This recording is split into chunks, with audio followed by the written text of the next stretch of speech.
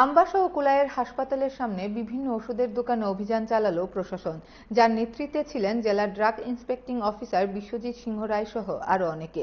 বিশ্বজিৎ সিংহ রায় জানান, এই ধরনের অভিযান প্রতিনিয়ত চলে। ওষুধের মান যাচাই করাই তাদের উদ্দেশ্য। সম্প্রতি মধ্যপ্রদেশের কফ সিরাপ থেকে শিশু মারা যাওয়ার ঘটনার পর থেকে তারা আরও বেশি নজরদারি বাড়িয়েছেন।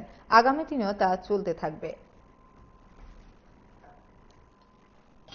সবসময় সারা ত্রিপুরা রাজ্যে ড্রাগ কন্ট্রোল ডিপার্টমেন্টের সব ওষুধের দোকানে নজরদারি থাকে। তারই অঙ্গ হিসাবে আমি আজকে ধলাইয়ের কুলাই ডিস্ট্রিক্টের হসপিটালের সামনে, মানে ধলাই ডিস্ট্রিক্ট হসপিটালের সামনে কুলাই এসেছি। এখানে বেশ কয়েকটি ওষুধের দোকানে আমি ভিজিট করেছি। আমি সারা ত্রিপুরা রাজ্যে যতগুলি দোকান আছে আমাদের ড্রাগ কন্ট্রোল ডিপার্টমেন্ট থেকে সবসময় আমরা নজরদারি করি। স্পেশালি দেখি ওষুধের মান আমরা স্যাম্পলিং করি, করে আমরা এটা স্টেট ড্রাগ টেস্ট ল্যাবরেটরিতে পাঠাই। তারপর আমরা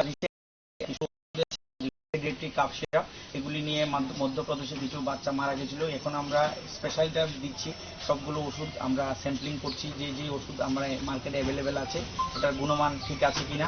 প্লাস আমরা ভারত সরকারের থেকে আমরা একটা কিউআর কোড আমাদের পাঠিয়েছে ডিসিজিআই থেকে, যেটা প্রত্যেকটা ওষুধের দোকানে লাগাতে হবে। এটার মধ্যে কেউ যদি কোনো ওষুধ নিয়ে কোনো কমপ্লেন থাকে, ওরা ডাইরেক্ট এই টোল ফ্রি নাম্বারে ফোন করে অভিযোগ করতে পারবে।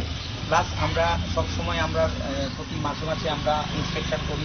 আমি এই ধলাই ডিস্ট্রিক্টে যতগুলি সাব ডিভিশন আছে, এলটিবি, গন্ডাছড়া, কমলপুর এবং আমবাসা, সবগুলো ওষুধ নজরদারি করি। এক মাসে তো সবগুলো ওষুধের দোকানে যাওয়া সম্ভব হয় না, আমরা রুটিন করে মাসে আমরা যাই বিভিন্ন ওষুধের দোকানে গিয়ে আমরা ইন্সপেকশন করি, রিপোর্ট আমরা অথরিটির কাছে পাঠাই।